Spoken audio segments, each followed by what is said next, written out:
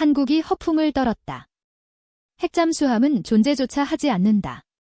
미국 군사 전문가들이 내놓은 브리핑은 노골적으로 한국을 깎아내리고 있었습니다. 그러나 얼마 지나지 않아 부산 앞바다에서 포착된 거대한 정체불명 구조물 하나가 미국 NSA를 뒤흔들었습니다. 핵잠수함 여부 따위는 문제도 되지 않을 만큼 훨씬 더 심각한 일이 벌어진 것이었죠. 12해 동안 네이비실 작전 본부장을 맡아왔던 저조차 감당하기 어려울 만큼 충격적인 진실이 숨어 있었습니다. 미국의 항공모함도 최첨단 정찰 위성도 한국 앞에서는 무력했습니다. 결국 미국이 자존심을 내려놓고 먼저 손을 내밀 수밖에 없었던 이유는 무엇이었을까요? 그 이야기를 지금부터 공개합니다. 워싱턴 NSC 회의실에 발을 들여놓는 순간 공기가 달랐습니다. 저는 마크 스펜서 미 해군 네이비실 작전 본부장으로 12번째 해를 보내고 있었고 새벽 4시에 걸려온 긴급 소집 전화를 받고 급히 달려왔습니다. 그런데 회의실에는 이미 핵심 인사들이 모두 모여 있었습니다. 국무장관, 국방장관, CIA 국장, NSC 보좌관까지. 이 시간에 이 멤버가 모였다는 것 자체가 이미 상황의 심각성을 말해주고 있었죠. 저는 문 쪽 끝자리에 조용히 앉았습니다. 긴 테이블 양쪽으로 고위 관료들이 줄지어 있었고 모두의 얼굴에는 굳은 표정이 떠올라 있었습니다. 평소라면 회의 전 짧은 농담이라도 오갈 분위기였지만 오늘은 침묵만 가득했습니다. 국방장관이 서류를 넘기는 소리만 건조하게 울렸고 CIA 국장은 태블릿을 뚫어지게 바라보고 있었으며 국무장관은 팔짱을 낀 채 천장을 응시하고 있었습니다. 이런 분위기는 처음이었습니다. NSC 회의에 수십 번 참석했지만 이렇게 공기가 무거웠던 적은 없었죠. 제 옆에 앉은 해군 참모차장이 조심스럽게 속삭였습니다. 마크, 무슨 일인지 알아? 저는 고개를 저었습니다. 긴급 소집 연락만 받았습니다. 아무 설명도 없었어요. 나도 그래? 그는 미간을 좁히며 말했습니다. 1시간 전에 전화 받고 바로 달려왔는데 비서실도 아무 말이 없더군. 그때 회의실 문이 갑자기 열렸습니다. 대통령이 들어왔습니다. 모두가 자리에서 일어섰습니다. 대통령의 표정은 평소와 전혀 달랐습니다. 굳어 있었고 눈가에는 깊은 피로가 내려앉아 있었습니다. 밤새 잠을 못 잔 것 같았죠. 앉으십시오. 대통령이 말했습니다. 모두가 자리에 앉았어요. 대통령은 테이블 가장자리에 서서 우리를 천천히 둘러봤습니다. 마치 한 사람 한 사람의 얼굴을 기억하려는 것처럼 보였어요. 그의 손이 테이블 위 서류 뭉치를 짚었습니다. 오늘 새벽 3시 긴급 정보가 들어왔습니다. 대통령이 입을 열었어요. 목소리는 낮았지만 단호했죠. 한국이 핵잠수함을 완성했습니다. 그 말이 떨어지자 방안이 순식간에 웅성거렸습니다. 국방장관이 벌떡 일어났어요. 의자가 뒤로 밀리는 소리가 컸죠. 벌써요. 그가 소리쳤습니다. 그건 불가능합니다. CIA 국장도 고개를 저으며 끼어들었어요. 저희 최신 평가로는 최소 5년은 더 걸린다고 봤습니다. 기술 이전도 안 됐고 핵연료 농축 시설도 확인된 바 없어요. 저도 믿을 수가 없었습니다. 한국의 핵잠수함 개발 계획은 알고 있었어요. 하지만 완성까지는 아직 멀었다고 생각했거든요. 핵 추진 시스템만 해도 엄청난 기술력이 필요한데 그걸 독자 개발했다는 게 믿어지지 않았죠. 미국도 수십 년이 걸렸고 러시아도 마찬가지였어요. 프랑스와 영국은 미국의 기술 지원을 받았죠. 한국이 혼자서 해냈다는 건 상상하기 어려운 일이었습니다. 정부의 출처는 확실합니까? 국무장관이 날카롭게 물었습니다. 목소리에 의심이 묻어 있었어요. 대통령이 NSC 보좌관을 봤습니다. 보좌관이 일어나 테이블 중앙에 스크린을 켰어요. 화면에 지도가 나타났습니다. 한반도 남쪽 부산 지역이었죠. 복수의 첩보망에서 동일한 정보를 입수했습니다. 보좌관이 설명하기 시작했어요. 지난 3개월간 부산과 진해 일대에서 이상 징후가 포착됐습니다. 화면이 바뀌며 위성사진이 나타났습니다. 부산 해군기지 전경이었어요. 거대한 도크가 보였죠? 특이한 점은 도크 전체가 지붕으로 덮여 있다는 거였습니다.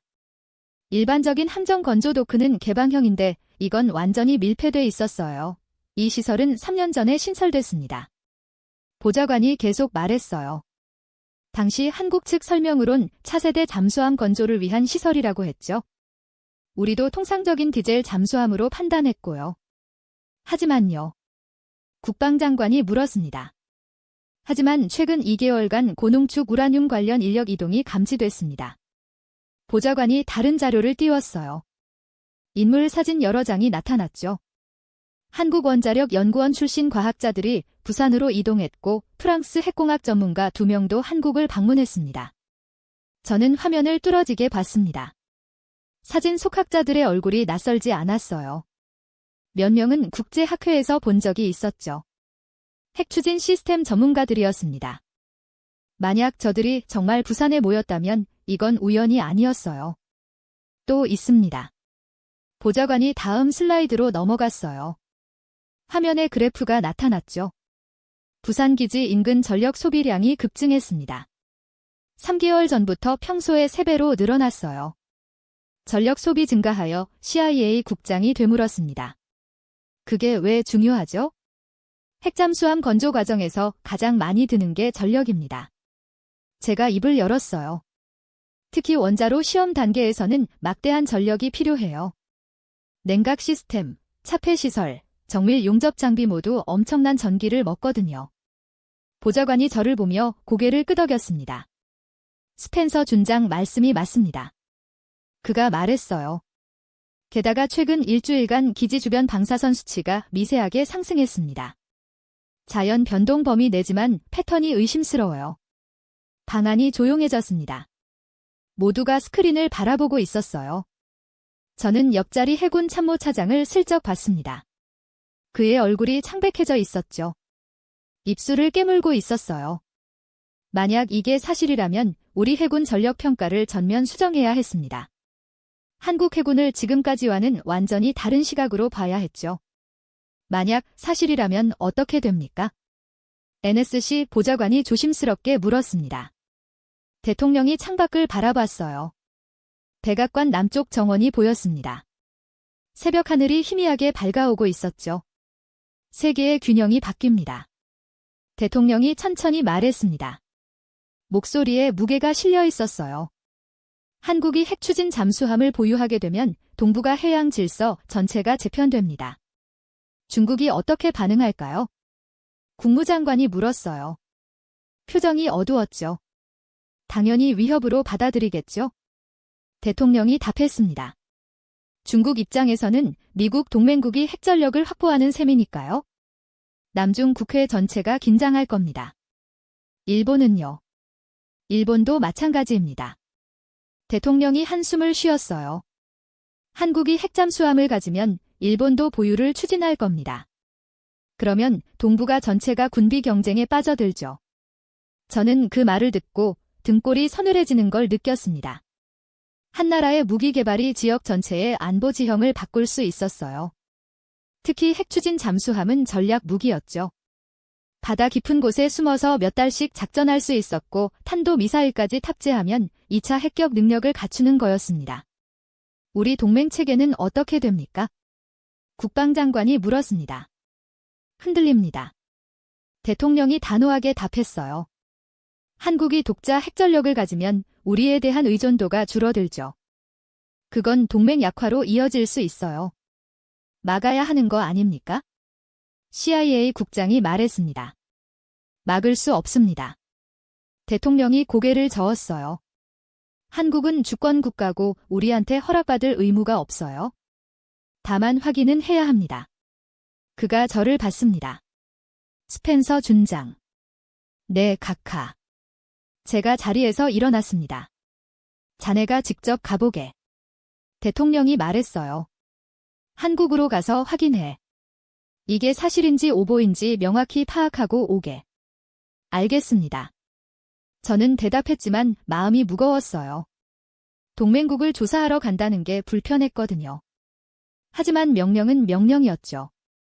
확인해라. 대통령이 다시 강조했습니다. 만약 사실이라면 우리 대응책을 세워야 해. 회의가 끝났습니다. 모두가 무거운 표정으로 일어났어요. 복도로 나오는데 국방장관이 제 팔을 잡았습니다. 마크, 이건 심상치 않아. 그가 낮은 목소리로 말했어요. 한국이 정말 해냈다면 우린 완전히 속은 거야? 이틀 후 저는 인천공항에 도착했습니다. 14시간 비행이었는데 한숨도 못 잤어요. 머릿속으로 계속 시나리오를 그리고 있었거든요. 핵잠수함이 정말 있다면 어떤 모습일까? 어떻게 숨겨놨을까? 한국은 왜 미국에 알리지 않았을까? 질문들이 꼬리를 물고 이어졌습니다. 입국장을 나서자 정장 차림의 한국 해군 장교가 기다리고 있었어요. 계급장을 보니 대령이었죠. 스펜서 준장님이십니까? 그가 영어로 물었습니다. 발음이 정확했어요. 네, 맞습니다. 제가 악수를 청했죠. 해군 작전사령부 김재현 대령입니다. 그가 명함을 건넸어요. 차량이 대기 중입니다. 부산까지 KTX로 이동하실 겁니다. 우리는 공항 밖으로 나왔습니다. 5월에 서울은 화창했어요. 하늘이 맑았고 공기는 상쾌했죠. 하지만 저는 주변 풍경을 즐길 여유가 없었습니다. 머릿속은 온통 임무 생각뿐이었거든요. 차를 타고 서울역으로 향했습니다. 김재현 대령은 말이 많지 않았어요. 필요한 말만 했죠? 저도 굳이 대화를 시도하지 않았습니다. 서로 탐색하는 시간이 필요했거든요. 그는 제가 왜 왔는지 알고 있었고 저는 그가 뭘 숨기고 있는지 궁금했으니까요. KTX는 정확히 정오에 출발했습니다. 부산까지 2시간 반이라고 했어요. 창밖으로 한국의 풍경이 빠르게 지나갔습니다. 논과 산 그리고 작은 마을들, 평화로운 풍경이었지만 저는 긴장을 풀 수 없었어요. 준장님, 궁금한 게 있으신가요? 김재현이 조심스럽게 물었습니다. 저는 그를 봤어요. 그의 표정은 평온했지만 눈빛은 날카로웠죠. 방문 일정이 어떻게 됩니까? 제가 물었습니다. 오늘 오후에 진 기지를 먼저 둘러보시고 내일 부산 조선소를 방문하실 겁니다. 김재현이 답했어요. 필요하시면 자료 열람도 가능합니다. 저는 고개를 끄덕였습니다. 하지만 속으로는 의문이 들었어요. 너무 협조적이었거든요. 정말 핵잠수함을 숨기고 있다면 이렇게 쉽게 보여줄 리가 없었죠. 혹시 우리 정보가 잘못된 건가 싶었습니다. 부산역에 도착했을 때는 오후 3시였습니다. 역 밖으로 나오니 해군 차량이 대기하고 있었어요. 검은색 SUV였죠. 우리는 곧바로 진내로 향했습니다. 차창 밖으로 부산 시내가 지나갔어요. 고층 빌딩들이 즐비했고 거리는 사람들로 분져. 생각보다 현대적인 도시였습니다. 30분쯤 달려 진내 기지에 도착했습니다. 게이트에서 신분 확인을 받았어요. 경비병이 제 여권을 꼼꼼히 확인했죠. 통과하고 나서 기지 안으로 들어갔습니다. 넓은 부지였어요. 오른쪽으로 함정들이 정박해 있었고 왼쪽으로는 정비시설이 보였죠. 저는 주변을 둘러봤습니다. 평범한 해군 기지였어요. 특별히 수상한 점은 없었죠. 이쪽입니다. 김재현이 건물 하나를 가리켰습니다. 작전센터였어요. 안으로 들어가니 여러 장교들이 일하고 있었죠. 모두 저를 힐끗 보고는 다시 자기 일에 집중했습니다. 2층 회의실로 갔습니다. 테이블에는 서류들이 놓여 있었어요. 브리핑 자료였죠. 김재현이 설명하기 시작했습니다. 현재 우리 해군은 차세대 잠수함 사업을 진행 중입니다. 그가 자료를 펼쳤어요. 도면과 사진들이 나왔죠. 디젤 잠수함입니다. 3,600톤급이고 탄도미사일 발사 능력을 갖추고 있습니다. 저는 자료를 자세히 봤습니다. 디젤 잠수함이었어요. 핵추진이 아니었죠. 혹시 다른 프로젝트는 없습니까? 제가 물었습니다. 핵추진 관련해서요. 김재현이 잠시 멈칫했습니다. 핵추진 잠수함은 장기과제로 검토 중입니다. 그가 조심스럽게 답했어요. 하지만 아직 개발 단계는 아닙니다. 정말입니까? 네, 준장님. 그의 목소리는 확신에 차 있었습니다. 저는 그의 눈을 봤어요. 거짓말하는 것 같지 않았죠? 브리핑이 끝나고 현장 시찰에 나섰습니다. 먼저 잠수함 부두로 갔어요. 세 척의 잠수함이 정박해 있었습니다. 모두 디젤 잠수함이었죠. 저는 한 척 한 척 살펴봤습니다. 외관을 보고 사진도 찍었어요. 하지만 특별한 점은 발견하지 못했습니다. 정비시설도 둘러봤습니다. 거대한 경락고였어요. 안에서는 엔진 정비가 한창이었죠. 기술자들이 분주하게 움직이고 있었습니다. 저는 구석구석을 살폈습니다. 핵 관련 장비가 있는지 확인하려고 했어요. 하지만 아무것도 없었습니다. 일반적인 디젤 잠수함 정비 시설일 뿐이었죠. 다음 날 아침 부산 조선소를 방문했습니다. 거대한 도크가 보였어요. 위성 사진에서 봤던 그곳이었죠. 지붕으로 덮여있는 밀폐형 도크였습니다. 저기가 뭡니까? 제가 물었습니다. 차세대 잠수함 건조 시설입니다. 김재현이 답했어요. 안으로 들어가 보시겠습니까? 저는 고개를 끄덕였습니다. 드디어 핵심을 볼 수 있는 건가 싶었어요. 도크 입구로 갔습니다. 거대한 철문이 열리고 우리는 안으로 들어갔어요. 내부는 밝게 조명이 켜져 있었습니다. 그리고 그곳에는 아무것도 없었어요. 텅 빈 도크였습니다. 저는 멍하니 서 있었습니다. 어디 갔습니까? 제가 물었죠. 뭐 말입니까? 김재현이 되물었어요. 여기서 만들던 잠수함이요. 아, 그건 이미 진수했습니다. 김재현이 태연하게 답했어요. 지난달에 해상시험에 들어갔습니다. 지금 어디 있습니까? 동해 쪽입니다. 정확한 위치는 기밀이라 말씀드리기 어렵습니다. 저는 도크 안을 걸어 다녔습니다. 바닥을 살피고 벽을 만져봤어요. 혹시 흔적이 남아있을까 했죠. 방사선 탐지기도 몰래 꺼내서 측정해봤습니다. 하지만 아무 반응도 없었어요. 정상 수치였죠. 설계도를 볼 수 있습니까? 제가 물었습니다. 죄송하지만 그건 불가능합니다. 김재현이 정중하게 거절했어요. 군사 기밀이라서요. 저는 한숨을 쉬었습니다. 막막했어요. 이틀 동안 진내와 부산을 사이 뒤졌지만 핵잠수함의 흔적은 전혀 찾을 수 없었거든요. 도면도 없고 방사선 기록도 없고 관련 인력 이동도 확인되지 않았습니다. 오후에 다시 부산역으로 돌아왔습니다. 김재현이 배웅을 나왔어요. 도움이 되셨기를 바랍니다. 그가 말했습니다. 네, 감사합니다. 제가 답했지만 속으로는 혼란스러웠어요. 정말 우리 정보가 틀린 건가? 아니면 한국이 완벽하게 숨긴 건가? KTX를 타고 서울로 돌아가면서 보고서를 작성하기 시작했습니다. 노트북을 열고 이틀간 본 것들을 정리했어요. 진내 기지 방문, 잠수함 부두 시찰, 부산 도크 확인 모든 내용을 빠짐없이 기록했습니다. 그리고 마지막에 결론을 썼어요. 핵잠수함의 실체를 확인하지 못했음. 관련 시설 및 장비 미발견 한국 측 주장대로 디젤 잠수함 개발만 진행 중인 것으로 판단됨. 손가락이 키보드 위에서 멈췄습니다. 정말 이게 맞는 걸까 의심이 들었지만 증거가 없었어요. 본 게 전부였죠? 서울에 도착해서 호텔방으로 들어갔습니다. 샤워를 하고 침대에 누웠어요. 피곤했지만 잠은 오지 않았습니다. 워싱턴에 전화를 걸었습니다. 국방장관 보좌관이 받았어요. 어떻습니까? 그가 물었습니다. 허탕입니다. 제가 답했어요. 핵잠수함은 없었습니다. 확실합니까? 이틀 동안 다 뒤졌는데 아무것도 없었습니다. 제가 설명했죠. 도크도 텅 비어 있었고 방사선 수치도 정상이었어요. 한국 측 설명대로 디젤 잠수함만 개발 중인 것 같습니다. 전원 너머로 한숨 소리가 들렸습니다. 알겠습니다. 보고서 작성해서 보내주세요. 그가 말했어요. 다음 날 아침 인천공항에서 워싱턴행 비행기를 탔습니다.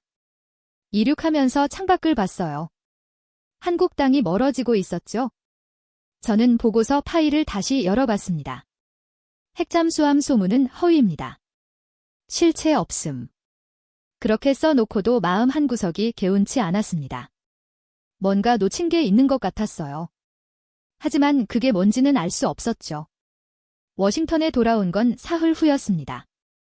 시차 적응도 안 된 상태로 곧바로 펜타곤 사무실로 출근했어요. 책상 위에 쌓인 서류들을 보니 한숨이 나왔죠. 며칠 비운 사이 업무가 산더미처럼 쌓여 있었습니다. 보고서는 제출했습니까? 부하 직원이 들어오며 물었습니다. 네, 어제 보냈어요. 제가 답했죠. 한국의 핵잠수함은 없었습니다. 다행이네요. 그가 안도하며 말했습니다. 그럼 이제 이거는 종결되는 건가요? 아마도요. 저는 고개를 끄덕였지만 확신은 없었어요. 뭔가 석연치 않은 기분이 계속 들었거든요. 하지만 증거가 없으니 더 이상 할 수 있는 게 없었죠. 일상으로 돌아갔습니다. 작전 계획 검토하고 훈련 일정 조율하고 회의에 참석했어요. 한국은 머릿속에서 서서히 잊혀져 갔습니다. 다른 긴급한 일들이 계속 쏟아졌거든요. 중동 정세, 러시아 동향, 중국 해군 증강. 신경 쓸 게 한두 가지가 아니었죠. 일주일이 지났습니다. 어느 날 오후 해군 정보에서 연락이 왔어요. 준장님, 이상한 데이터가 포착됐습니다. 정보 분석관이 전화로 말했습니다. 무슨 데이터입니까? 제가 물었죠. 한국 관련 부산 항만 레이더 기록인데요. 저는 펜을 내려놓았습니다. 한국이라는 말에 신경이 곤두었어요. 직접 보셔야 할 것 같습니다. 분석관이 말했습니다. 30분 후에 올라오시겠습니까? 지금 가겠습니다. 저는 재킷을 집어들고 사무실을 나섰습니다. 해군정보은 건물 지하 2층에 있었어요. 보안구역이라 출입증을 2번 확인받아야 했죠. 엘리베이터를 타고 내려가니 형광등 불빛이 차가웠습니다. 분석실로 들어갔어요. 스크린 여러 대가 벽면을 가득 채우고 있었고 분석관 서너 명이 컴퓨터 앞에 앉아 있었죠. 어서 오십시오, 준장님. 책임 분석관 제임스가 일어나 악수를 청했습니다. 뭘 발견했습니까? 제가 곧바로 물었어요. 이쪽으로 오시죠. 제임스가 중앙 스크린으로 저를 안내했습니다. 화면에는 복잡한 그래프가 떠 있었어요. 파란 선들이 불규칙하게 움직이고 있었죠. 이게 뭡니까? 부산 항만 레이더 기록입니다. 제임스가 설명하기 시작했어요. 우리 해군 정보함이 동해에서 전기 감시 중에 수집한 데이터죠. 저는 화면을 자세히 봤습니다. 그래프의 의미를 파악하려고 애였어요. 특이한 패턴이 포착됐습니다. 제임스가 마우스로 특정 부분을 가르쳤습니다. 거대한 구조물이 부상했다가 소멸하는 패턴이 반복되고 있어요. 부상이요. 제가 되물었습니다. 잠수함 말입니까? 잠수함 치고는 너무 큽니다. 제임스가 고개를 저었어요. 일반 잠수함의 서너 배는 되는 것 같아요. 저는 미관을 찌푸렸습니다. 그럼 항공모함입니까? 항공모함은 부상과 소멸을 반복하지 않죠. 제임스가 다른 화면을 띄웠습니다. 그런데 더 이상한 건 위치입니다. 화면에 지도가 나타났어요. 부산 앞바다였죠? 빨간 점 하나가 찍혀 있었습니다. 여기서 신호가 잡혔는데요. 제임스가 설명했습니다. 이 위치에는 부산조선소 도크가 있습니다. 저는 숨이 멎는 것 같았습니다. 부산조선소라니 제가 직접 방문했던 그곳이었어요. 텅 빈 도크를 봤었죠. 언제 포착됐습니까? 지난 3개월간 지속적으로 관측됐습니다. 제임스가 답했어요. 패턴을 보면 일주일에 한두 번씩 부산과 소멸을 반복합니다. 부산 도크는 비어 있었어요. 제가 말했습니다. 제가 직접 가서 확인했거든요. 그게 이상한 겁니다. 제임스가 저를 봤어요. 도크는 비어 있는데 해저에서 무게 중심 이동이 감지되고 있어요. 무게 중심 이동이요? 네, 제임스가 다른 데이터를 보여줬습니다. 해저 압력 센서 기록인데요. 거대한 물체가 움직이는 게 감지됩니다. 수직 이동이 아니라 수평 이동도 있어요. 저는 화면에 집중했습니다. 그래프의 선들이 규칙적으로 움직이고 있었어요. 뭔가 살아있는 것처럼 보였죠? 잠수함이 아니라 도크 자체가 움직인다는 말입니까? 제가 물었습니다. 그렇게 해석할 수밖에 없습니다.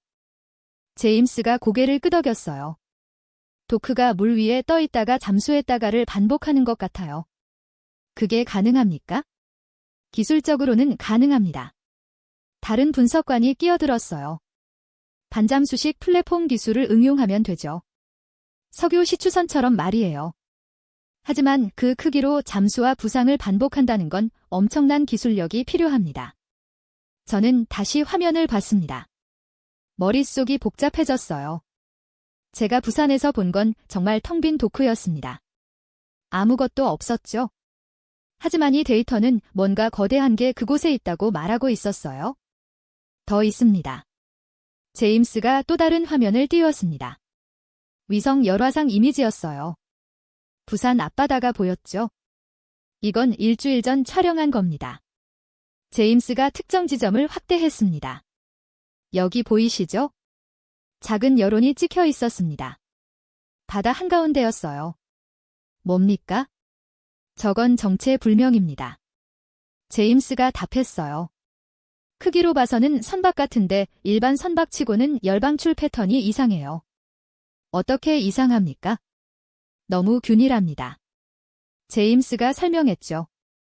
일반 선박은 엔진실 쪽만 뜨겁이건 전체가 고르게 열을 방출해요. 마치 내부 전체가 가동되는 것처럼요. 저는 사진을 뚫어지게 봤습니다. 흐릿한 이미지였지만 뭔가 거대한 윤곽이 보였어요. 직사각형 형태 같았죠? 추적할 수 있습니까? 시도했습니다. 제임스가 한숨을 쉬었어요. 하지만 다음 날엔 사라졌어요. 마치 물속으로 잠수한 것처럼요. 저는 의자에 앉았습니다. 다리에 힘이 풀렸거든요. 이 모든 데이터가 한 가지를 가리키고 있었습니다. 부산 도크에 뭔가 있었다는 것, 그리고 그건 잠수함이 아니라 도크 자체였다는 것, 움직이는 도크라니 저는 중얼거렸습니다. 그게 대체 뭡니까? 아직 모릅니다. 제임스가 솔직하게 답했어요. 하지만 한 가지는 확실해요.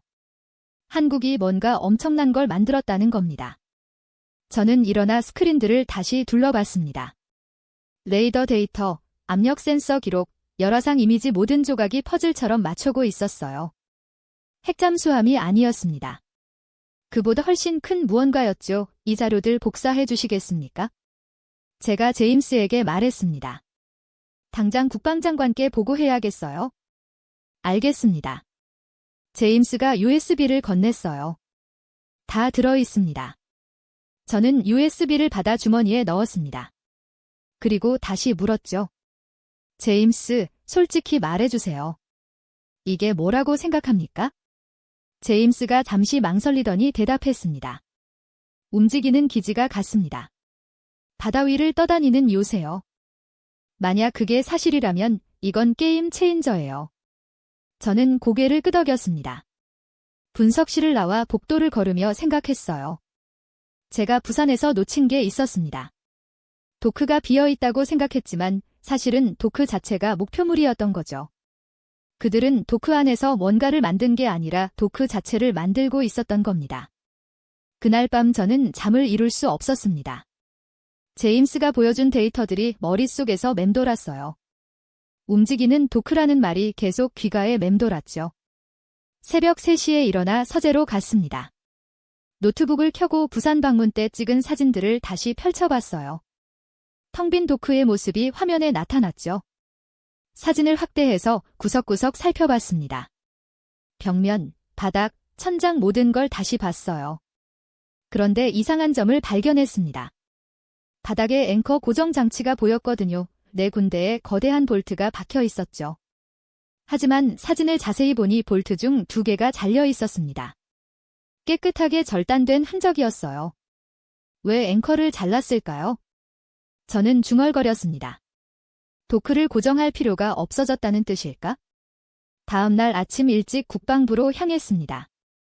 국방장관과 긴급 미팅이 잡혀 있었어요. USB를 가방에 넣고 서둘러 출근했죠.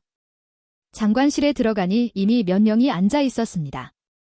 해군 참모차장, NSC 보좌관, 그리고 CIA 극동 담당관까지 스펜서 준장 함께 안계 장관이 말했습니다. 급히 부른 이유가 뭔가 새로운 증거를 발견했습니다. 저는 USB를 꺼내 노트북에 연결했어요. 제임스가 준 데이터들을 스크린에 띄웠죠. 레이더 기록부터 보여드리겠습니다. 그래프가 화면에 나타났습니다. 부산 항만에서 포착된 이상 신호예요. 거대한 구조물이 부산과 소멸을 반복하고 있습니다. 잠수함입니까? 참모 차장이 물었어요. 아닙니다. 저는 고개를 저었죠. 잠수함보다 훨씬 큽니다. 그리고 위치가 특이해요. 지도를 띄웠습니다. 빨간 점이 찍힌 부산 조선소가 보였죠. 제가 방문했던 도크가 바로 여기입니다. 저는 설명했어요. 당시 도크는 비어 있었습니다. 하지만 레이더 데이터는 그곳에서 거대한 물체의 이동을 포착하고 있어요. 도크가 비어 있는데 신호는 잡힌다. NSC 보좌관이 미관을 찌푸렸습니다. 그게 무슨 뜻입니까? 도크 자체가 움직인다는 뜻입니다. 제가 답했죠. 다음 자료를 봐주십시오. 압력 센서 기록을 보여줬습니다. 해저에서 무게 중심 이동이 감지됩니다. 수직 이동뿐 아니라 수평 이동도 있어요. 마치 살아있는 것처럼 움직이고 있습니다. 방안이 조용해졌습니다. 모두가 화면을 뚫어지게 보고 있었어요. 열화상 이미지도 있습니다. 저는 마지막 자료를 띄웠습니다. 일주일 전 촬영된 위성 사진이었죠. 바다 한가운데 희미한 여론이 보였습니다. 이게 뭔지 확인됐습니까? 장관이 물었어요. 아직입니다. 저는 솔직하게 답했죠. 하지만 다음 날 사라졌습니다. 물속으로 잠수한 것 같아요. 장관이 뒤로 기대며 한숨을 쉬었습니다. 스펜서, 자네 결론이 뭔가? 한국은 핵잠수함을 만든 게 아닙니다. 저는 단호하게 말했어요. 그들은 움직이는 도크를 만들었습니다. 바다 위를 떠다니는 기지 같은 거죠? 그게 가능한가? CIA 담당관이 의심스럽다는 표정으로 물었습니다. 기술적으로는 가능합니다. 저는 설명했어요. 반잠수식 플랫폼 기술을 응용하면 되죠. 석유시 추선도 비슷한 원리로 작동합니다. 하지만 이 크기로 잠수와 부상을 반복한다는 건 혁신적인 기술이에요. 목적이 뭘까? 참모 차장이 물었습니다. 왜 그런 걸 만들었죠?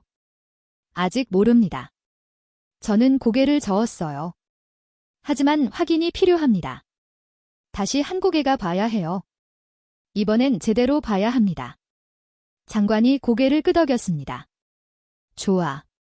다시 가보게. 하지만 이번엔 조심해. 한국 측이 경계할 거야. 알겠습니다. 저는 대답했습니다. 회의가 끝나고 사무실로 돌아왔어요. 부하에게 지시했죠. 한국행 비행기 예약해 최대한 빨리 출발할 수 있게 또 가십니까? 그가 놀라서 물었습니다. 네, 저는 고개를 끄덕였어요. 이번엔 뭔가 다를 겁니다. 사흘 후는 다시 인천공항에 내렸습니다. 이번엔 김재현 대령이 아니라 다른 장교가 나왔어요. 젊은 중령이었죠.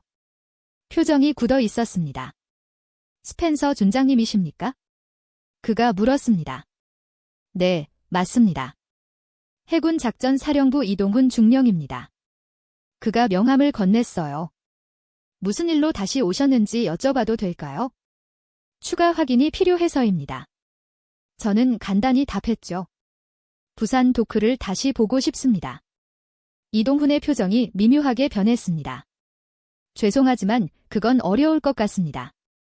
그가 조심스럽게 말했어요. 현재 도크는 정비 중이라서요. 정비 중이라도 괜찮습니다. 제가 고집했죠. 외부만 봐도 됩니다. 상부에 문의해봐야 할 것 같습니다. 이동훈이 말했어요. 목소리가 딱딱했죠. 저는 그의 태도에서 뭔가 이상함을 느꼈습니다. 지난번 김재현 대령은 협조적이었는데 이번엔 달랐어요. 명백히 경계하고 있었죠. 차를 타고 부산으로 향했습니다. 이번엔 대화가 거의 없었어요. 이동훈은 필요한 말만 했고 저도 굳이 말을 걸지 않았습니다. 서로 탐색하며 긴장하고 있었죠. 부산에 도착해서 조선소로 갔습니다. 하지만 이번엔 게이트에서 막혔어요. 경비원이 출입을 거부했죠.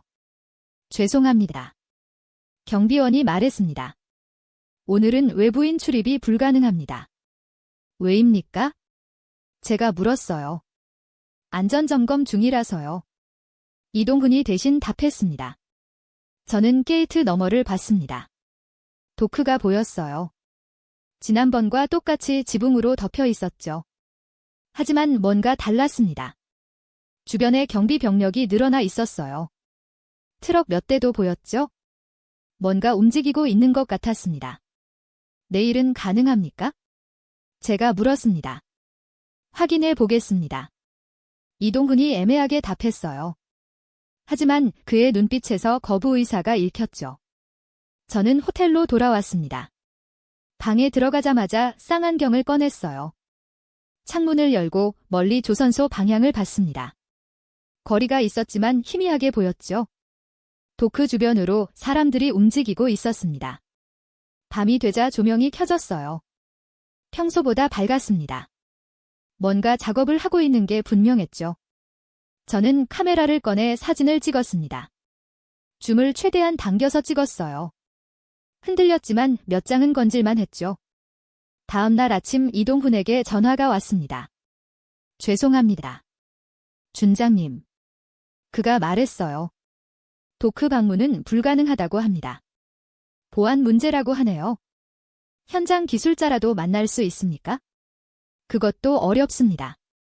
저는 전화를 끊고 생각했습니다. 공식 경로로는 더 이상 접근할 수 없었어요. 다른 방법이 필요했죠. 저녁에 조선소 근처 술집으로 갔습니다. 노동자들이 퇴근 후 들르는 곳이었어요. 구석자리에 앉아 맥주를 시켰죠.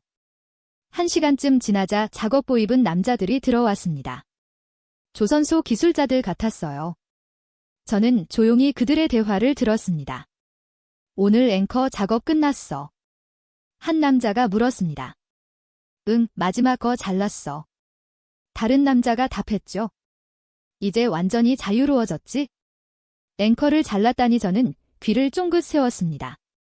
그건 이미 바다로 나갔습니다. 다른 남자가 말했어요. 스스로요. 저는 숨을 멈췄습니다. 그 말이 머릿속에서 울렸죠. 도크가 스스로 바다로 나갔다. 앵커를 자르고 떠났다는 얘기였습니다. 술집을 나와 호텔로 돌아오는 길에 머릿속이 복잡했습니다. 도크가 스스로 바다로 나갔다는 말이 계속 맴돌았어요. 앵커를 잘랐다는 것? 그건 더 이상 고정될 필요가 없다는 의미였죠. 움직이는 구조물이라는 제 추측이 맞아떨어지고 있었습니다. 다음 날 아침 워싱턴에 긴급 보고를 했어요. 암호화 채널로 국방장관 보좌관과 통화했죠. 도크가 이동했습니다. 제가 말했어요. 현장 기술자들의 증언을 들었습니다. 앵커를 절단하고 바다로 나갔다고 해요. 위치를 추적할 수 있나? 보좌관이 물었습니다. 지금은 모릅니다. 저는 답했죠.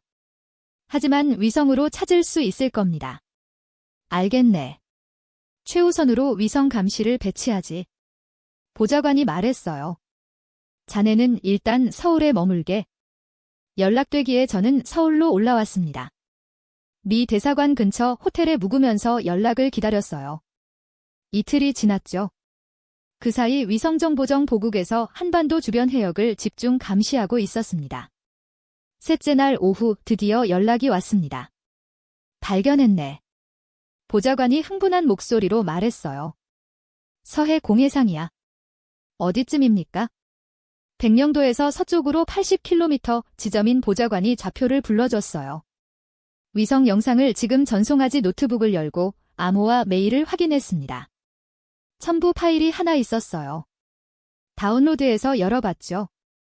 위성 사진이었습니다. 흑백 이미지였지만 선명했어요. 바다 한가운데 거대한 구조물이 떠 있었죠.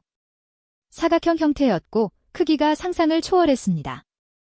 일반 항공모함보다 컸어요. 확대해서 봤습니다. 구조물 표면에 여러 개의 모듈이 보였어요. 마치 레고 블록처럼 조립된 형태였죠. 가장자리에는 뭔가 돌출된 구조물들이 있었습니다. 안테나 센서 같아 보였어요. 열화상 이미지도 있었습니다. 구조물 전체에서 열이 방출되고 있었어요. 균일한 패턴이었죠. 내부에 뭔가 가동되고 있다는 증거였습니다. 전력 시스템일 가능성이 높았어요. 다음 사진은 더 놀라웠습니다. 구조물을 위해 평평한 면이 보였어요. 활주로 같았죠? 드론 몇 대가 정렬돼 있는 게 보였습니다. 군용 드론이 분명했어요. 저는 사진을 하나하나 넘기며 분석했습니다. 구조물의 한쪽 끝에는 수직 구조물이 있었어요. 발사대 같았죠? 미사일을 쏠 수 있는 시설로 보였습니다. 반대쪽에는 경납고 같은 게 있었어요. 문이 반쯤 열려 있었고 안에 뭔가 보였지만 정확히는 알 수 없었습니다. 휴대폰이 울렸습니다. 보좌관이었어요. 사진 봤나? 그가 물었습니다. 네, 지금 보고 있습니다. 제가 답했죠. 이건 도크가 아니에요. 그래, 우리 분석가들도 같은 말을 했네. 보좌관이 말했어요. 이건 이동식 해상기지야. 군사 플랫폼이지. 코드명을 부여했네. 무슨 코드명입니까? 이지스 아일랜드 보좌관이 답했어요. 즉, 방패 같은 요새라는 뜻이죠. 그리스 신화의 방패 이름이야. 저는 다시 사진을 봤습니다. 이지스 아일랜드라 적절한 이름이었어요. 이건 단순한 배가 아니었죠. 하나의 섬이었습니다. 움직이는 요새였어요. 구조를 분석해봤나 제가 물었습니다. 모듈형 구조내 보좌관이 설명했어요. 각각의 모듈이 독립적으로 작동하면서 하나로 결합된 거야. 자체 추진 시스템도 있고 잠수 능력도 있어. 완전히 자급자족이 가능한 구조지. 크기는 어느 정도입니까? 길이 350m, 폭 180 정도로 추정되네. 보좌관이 답했어요. 미국님이 취급 항공모함이 길이 33m니까 그보다 크지. 저는 숨을 들이켰습니다. 항공모함보다 큰 이동식 기지라니 상상도 못한 규모였어요. 탑재 무기는요? 아직 정확히 파악 안 됐네. 보좌관이 말했어요. 하지만 수직 발사대가 확인됐고 드론 운용 시설도 있어. 대공 방어 시스템도 있을 거야. 사진 몇 장 더 보내지? 이번엔 다른 각도에서 찍은 사진들이었습니다. 측면 사진이 특히 흥미로웠어요. 구조물 아래 부분에 거대한 부력 탱크가 보였죠. 잠수와 부상을 위한 밸러스트 시스템이 분명했습니다. 또 다른 사진에는 구조물 후미의 추진 장치가 보였어요. 여러 개의 프로펠러가 달려 있었죠. 자체 이동이 가능하다는 증거였습니다. 속도는 얼마나 될까요? 제가 물었습니다. 빠르진 않을 거야. 보좌관이 답했어요. 크기를 생각하면 시속 20km 정도? 하지만 중요한 건 속도가 아니라 은밀성이지. 물속으로 잠수하면 레이더에 안 잡혀 저는 고개를 끄덕였습니다. 그 말이 맞았어요. 이 구조물의 진짜 위력은 숨는 능력이었죠. 필요할 때 부상해서 작전을 수행하고 다시 잠수하면 추적이 불가능했습니다. 다른 나라들도 알까요? 일본과 중국은 모르는 것 같네. 보좌관이 말했어요. 우리가 최초로 포착한 거야? 하지만 곧 알게 될 거고 반응이 어떨까요? 난리 날 거야. 보좌관이 한숨을 쉬었어요. 한국이 이런 걸 만들었다는 게 알려지면 동북아 전체가 발칵 뒤집힐 걸세. 특히 중국이 가만히 있지 않을 거야. 저는 창밖을 봤습니다. 서울 시내가 평화로워 보였어요. 하지만 서해 저편에는 게임 체인저가 떠 있었죠. 백악관 반응은요. 대통령께서 긴급 NSC를 소집했네. 보좌관이 말했어요. 내일 회의가 있어? 자네도 화상으로 참석하게. 알겠습니다. 통화를 끊고 저는 다시 사진들을 들여다봤습니다. 이지스 아일랜드라 이름부터 위압적이었어요. 하지만 이름보다 더 충격적인 건 실체였죠. 한국이 이걸 언제부터 개발한 걸까요? 몇 년이 걸렸을까요? 그리고 왜 비밀로 했을까요? 질문들이 꼬리를 물었습니다. 밤늦게까지 사진을 분석했습니다. 각 모듈의 기능을 추정해봤어요. 지휘센터, 발전시설, 무기 시스템, 드론 경납고, 생활구역 모든 게 하나의 독립된 도시처럼 구성돼 있었습니다. 가장 놀라운 건 규모였습니다. 이걸 만드는데 얼마나 많은 자원이 들어갔을까요? 수천억 달러는 들었을 거예요. 한국 경제 규모로는 엄청난 투자였죠.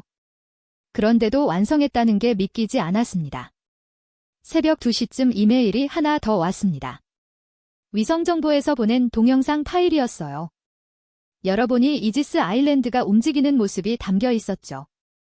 타임랩스 영상이었습니다. 6시간을 30초로 압축한 거였어요. 구조물이 천천히 서쪽으로 이동하고 있었습니다. 그러다가 갑자기 물속으로 가라앉았어요. 완전히 사라졌죠. 레이더 화면에서도 신호가 소멸됐습니다. 일한 시간 후 다시 부상했습니다. 하지만 위치가 달랐어요.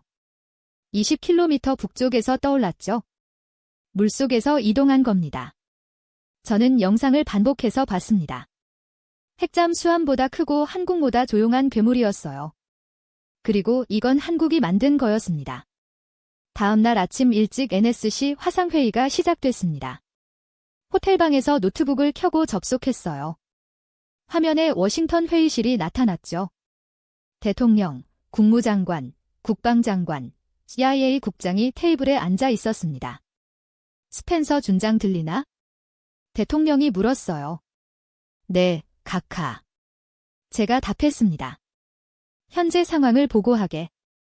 이지스 아일랜드는 현재 서해 공해상에 있습니다. 저는 준비한 자료를 공유했어요. 위성 사진들이 화면에 나타났죠. 길이 350m, 폭 180의 모듈 해상 플랫폼입니다. 자체 추진과 잠수 능력을 갖추고 있어요. 회의실이 조용했습니다. 모두가 사진을 뚫어지게 보고 있었어요. 저는 계속 설명했죠. 활주로 드론 경납국 수직 발사대가 확인됐습니다. 완전한 군사 시설이에요. 그리고 물속으로 잠수해서 이동할 수 있습니다. 추적이 거의 불가능하죠. 한국이 언제부터 이걸 만들었나?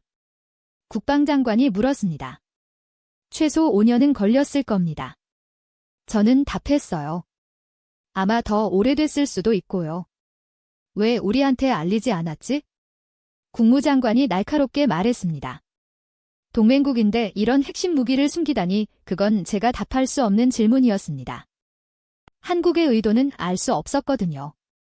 다만 한 가지는 확실했어요. 그들이 철저히 비밀로 했다는 것 일본은 압니까? CIA 국장이 물었습니다. 아직 모르는 것 같습니다. 제가 답했어요. 우리가 최초로 포착했습니다. 중국은요? 역시 모르는 것 같습니다.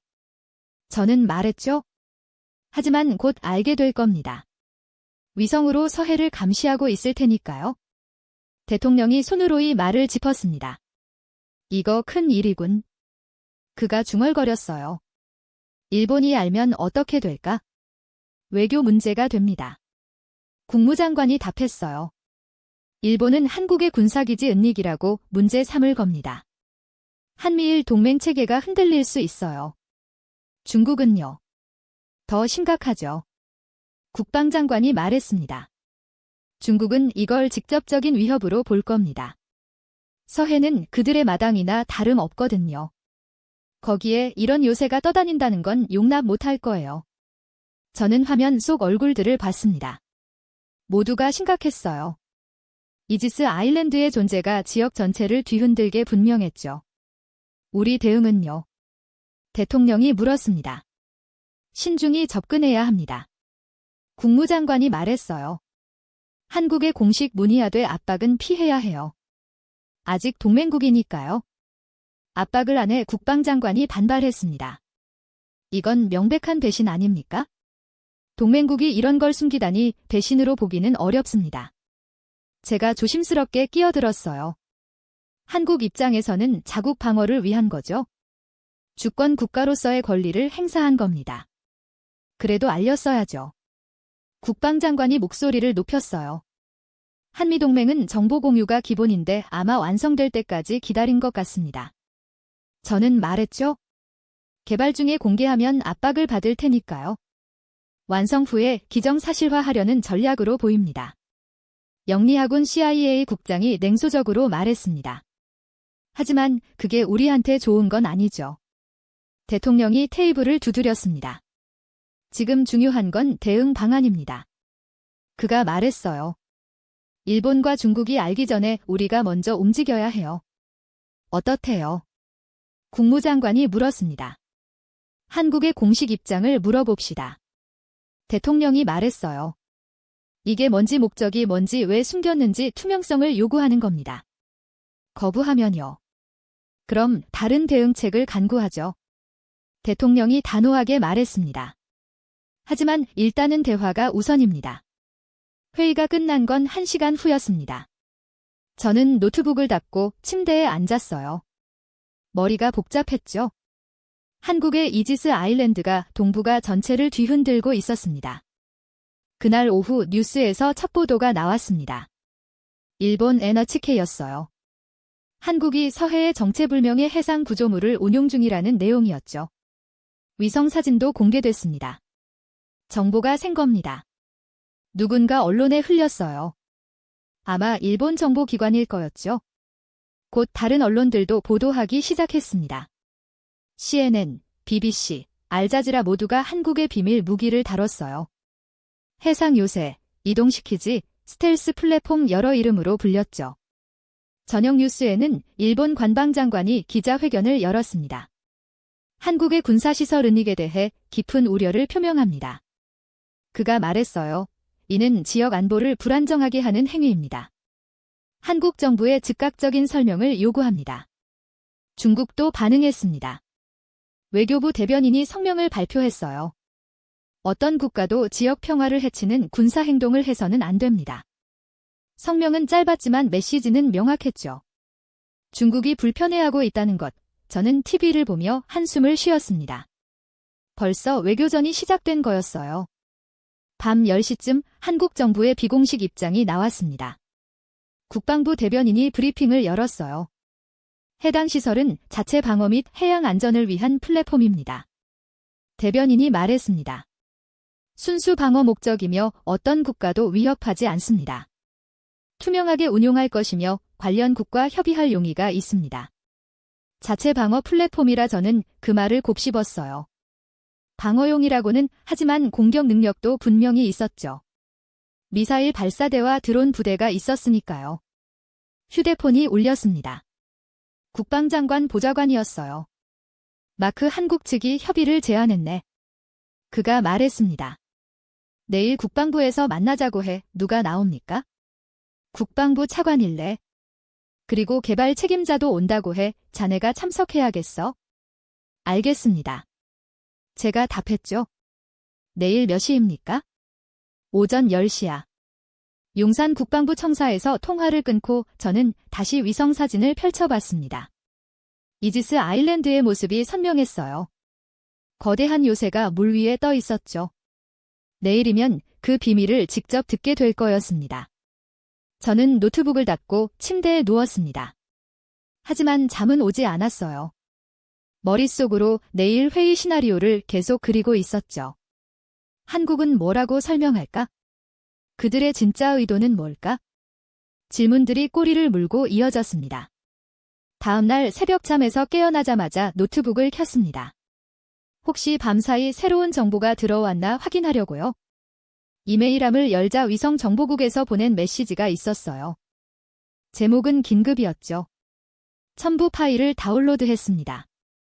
동영상 파일이었어요. 용량이 상당했죠. 200m바가 넘었습니다. 고화질 영상이라는 뜻이었어요. 다운로드가 완료되길 기다리며 커피를 한 모금 마셨습니다. 손이 떨리고 있었어요. 뭔가 중요한 걸 보게 될 거라는 예감이 들었거든요. 재생 버튼을 눌렀습니다. 화면이 검게 나타났다가 천천히 밝아졌어요. 새벽 위성 영상이었습니다. 적외선 카메라로 촬영한 것 같았죠. 타임스탬프가 화면 구석에 표시돼 있었습니다. 오전 5시 17분이었어요. 불과 서너 시간 전에 촬영된 거였죠. 서해 공해상이 보였습니다. 처음엔 평범한 바다 표면만 보였어요. 파도가 일렁이고 있었죠. 적선 영상이라 색감은 푸르스름했습니다. 하지만 곧 이상한 점을 발견했어요. 화면 중앙 바다 표면의 온도가 다른 곳과 달랐습니다. 미세하게 더 따뜻했죠. 뭔가 아래에 있다는 신호였어요. 그때 변화가 시작됐습니다. 물이 부풀어 오르기 시작했어요. 마치 거대한 고래가 수면 아래에서 올라오는 것처럼 보였죠. 하지만 고래가 아니었습니다. 훨씬 더 컸어요. 수면이 점점 더 높이 솟아올랐습니다. 물거품이 사방으로 튀었고 파도가 일었어요. 그러더니 갑자기 은빛 금속 표면이 물 위로 솟아올랐습니다. 저는 숨을 멈췄어요. 의자에서 몸을 앞으로 기울였죠. 구조물이 점점 더 높이 올라왔습니다. 물이 사방으로 폭포처럼 흘러내렸고 거대한 형체가 드러났어요. 이지스 아일랜드였습니다. 하지만 사진으로 본 것과는 차원이 달랐어요. 움직이는 영상으로 보니 그 규모가 실감 났거든요. 길이 350m라는 게 어느 정도인지 이제야 이해됐습니다. 축구장 3개를 이어놓은 크기였어요. 화면을 가득 채울 정도로 거대했죠. 구조물 전체가 물 위로 완전히 떠올랐습니다. 높이는 50m쯤 돼 보였어요. 15층 건물 높이였죠. 표면은 은회색 금속으로 덮여 있었고 새벽 햇살에 반짝였습니다. 매끄러운 표면이었어요.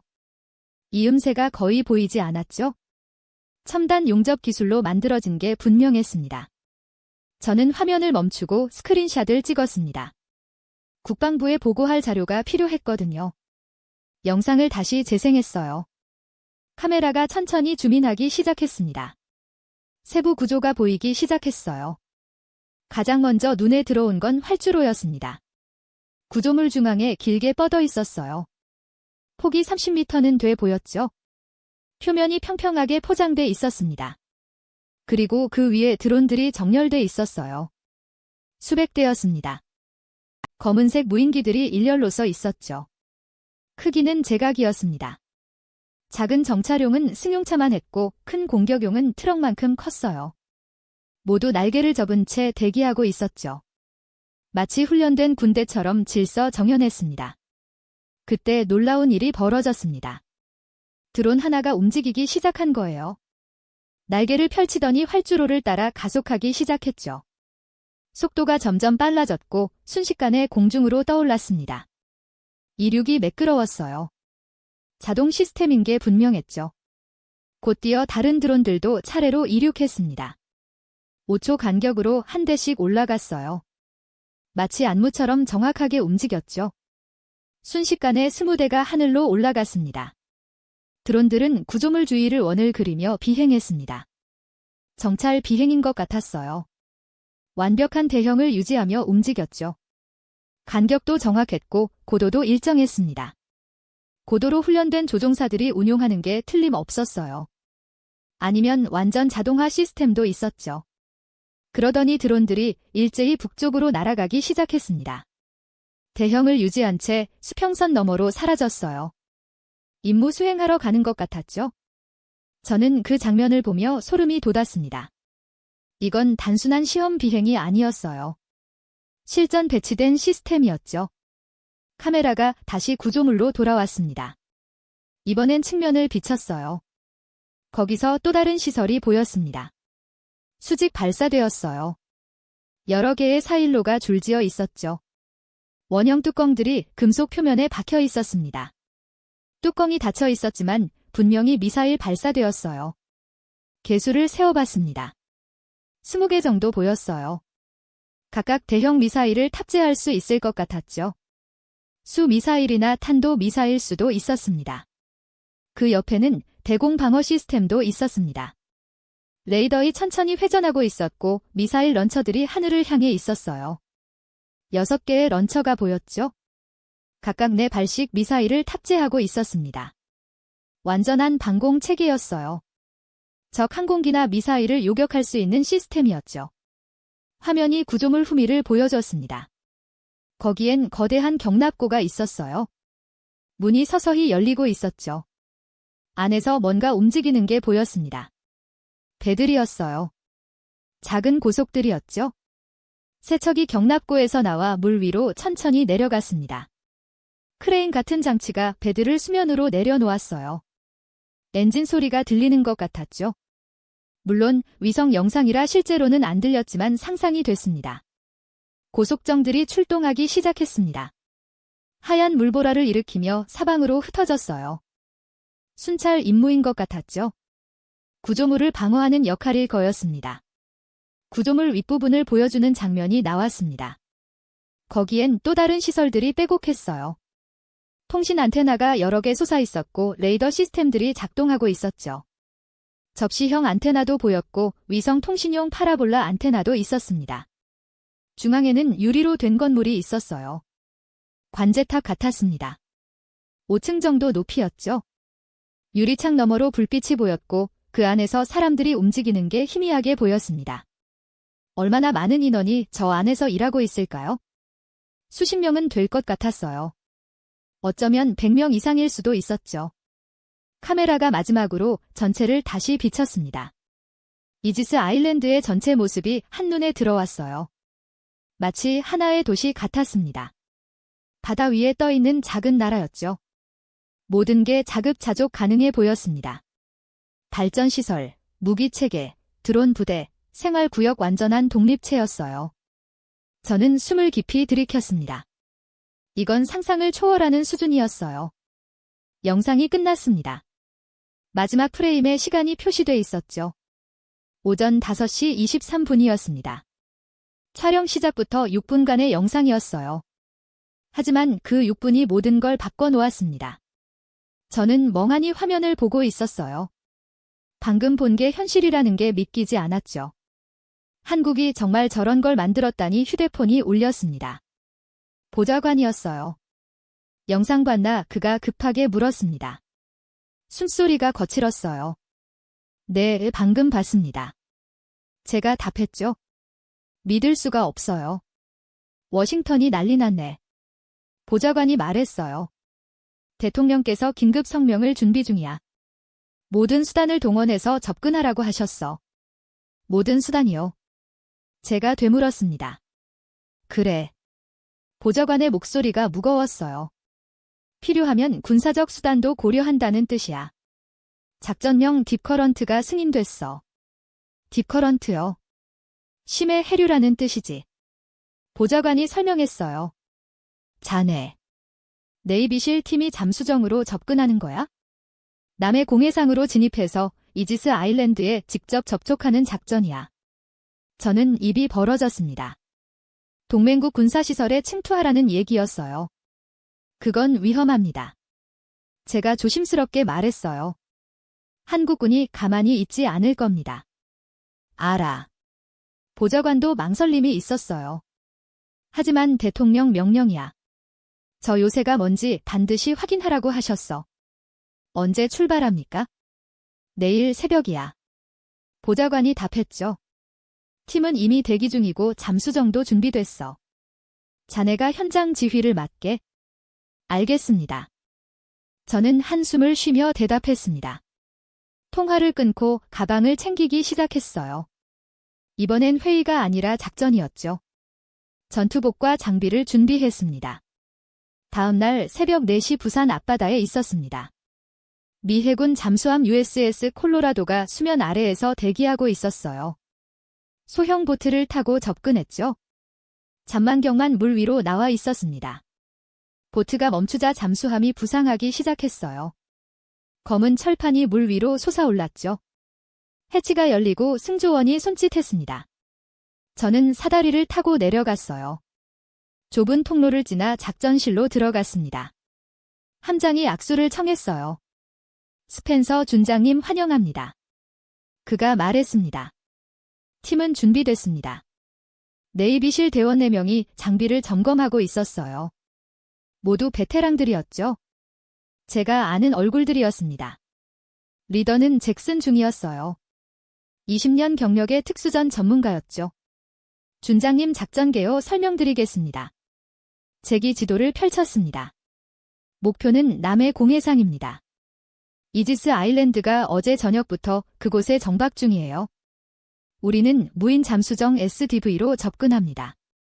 수심 80로 자망에서 탐지를 피할 겁니다. 탐지되면요? 제가 물었습니다. 최대한 피해야죠. 잭이 진지하게 답했어요. 한국군이 알면 작전이 중단될 겁니다. 은밀하게 움직여야 해요. 저는 고개를 끄덕였습니다. 잠수정은 어디 있습니까? 하부도크에 대기 중입니다. 한 장이 답했어요. 출발 준비 완료됐습니다. 일한 시간 후 우리는 STV 잠수정에 탔습니다. 작은 기체였어요. 길이 6m 정도였죠. 5명이 탄이 꽉 찼습니다. 좁은 공간이었지만 익숙했어요. 수십 번 타본 장비였거든요. 해치가 닫혔습니다. 물이 차오르기 시작했어요. 압력이 균등해지면 도크문이 열릴 거였죠. 모두 산소 호흡기를 확인했습니다. 준비됐습니다. 잭이 보고했어요. 도크문이 열렸습니다. 바깥은 칠흑 같았어요. 수심 200m였죠. 잠수정이 천천히 나아가기 시작했습니다. 조용했어요. 엔진 소리가 거의 안 들렸죠. 전기 모터라 그랬습니다. 내비게이션 화면을 봤습니다. 목표까지 50km였어요. 시속 10km로 가면 5시간 걸렸죠. 긴 여정이었습니다. 3시간이 지났습니다. 수심 80m를 유지하며 전진했어요. 창밖으로는 아무것도 안 보였죠. 깜깜했습니다. 가끔 물고기 떼가 지나갔지만 그게 전부였어요. 소하 화면을 주시했습니다. 혹시 한국 해군 함정이 지나가나 확인하려고요. 다행히 아무것도 포착되지 않았습니다. 4시간째 목표 지점이 가까워졌습니다. 내비게이션이 10km 남았다고 표시했어요. 잭이 팀원들에게 손짓했습니다. 준비하라는 신호였죠. 모두가 장비를 재점검했습니다. 5km 지점에서 이상한 일이 벌어졌습니다. 소하에 뭔가 잡히기 시작한 거예요. 거대한 금속성 반향이었죠. 저건 뭡니까? 제가 속삭였습니다. 이지스 아일랜드입니다.